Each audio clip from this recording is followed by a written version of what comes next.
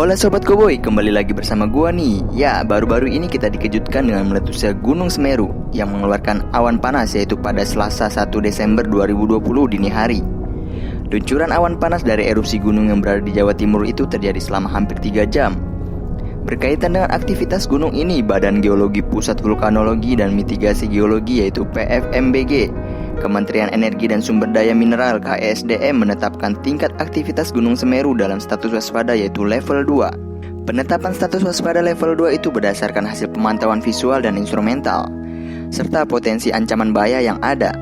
Inilah Sobat Koboi, berikut 5 fakta terkait erupsi Gunung Semeru. Let's check this out.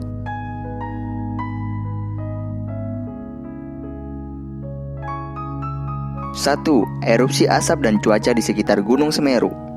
Dalam keterangan resminya, PVMBG menyatakan bahwa selama pantauan dari 1 Oktober hingga 30 November 2020, gunung api terlihat jelas hingga tertutup kabut.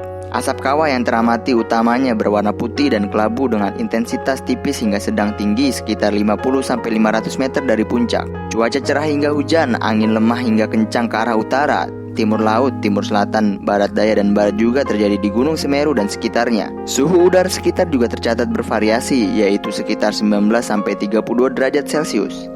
Erupsi Gunung Semeru yang terjadi terus-menerus menghasilkan kolom erupsi berwarna kelabu dengan tinggi maksimum 500 meter dari atas kawah atau puncak.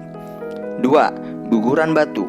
Guguran batu dari arah puncak pernah terjadi di Gunung Semeru pada 19 Oktober 2020, tetapi tidak berlangsung secara terus-menerus. Namun pada tanggal 28 November 2020 terjadi kenaikan jumlah guguran yang berasal dari ujung lidah lava dengan jarak luncur maksimum 1 km ke sektor tenggara lereng. Pantauan PVMBG juga mencatat pada Selasa 1 Desember 2020 mulai pukul 01.23 waktu Indonesia Barat teramati awan panas guguran dari kubah puncak dengan jarak luncur 2 hingga 11 km ke arah besok kobokan di sektor tenggara dari puncak Gunung Semeru. 3. Kegempaan. Jumlah dan jenis gempa di Gunung Semeru juga terekam oleh PVMBG selama periode 1 Oktober hingga November 2020. Gempa letusan dengan rata-rata 40 kejadian per hari tercatat, yang paling mendominasi kejadian di Gunung Semeru.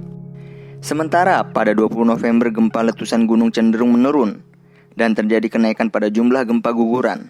Sedangkan gempa hembusan terjadi rata-rata 100 kejadian per hari. Selain itu juga terjadi gempa-gempa vulkanik, yaitu berupa gempa vulkanik dalam, vulkanik dangkal, dan tremor terekam dengan jumlah sangat rendah. 4. Kejadian meletus 1 Desember 2020.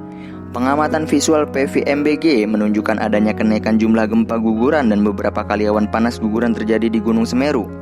Serta dari kegempaan hingga pada pukul 06 waktu Indonesia Barat, Selasa 1 Desember 2020, yang mendominasi adalah gempa guguran dan beberapa kali gempa awan panas guguran. 5. Potensi bencana. Kendati masih ditetapkan pada level 2 yaitu waspada, tetapi meletusnya Gunung Semeru ini berpotensi ancaman bahaya bagi masyarakat sekitar.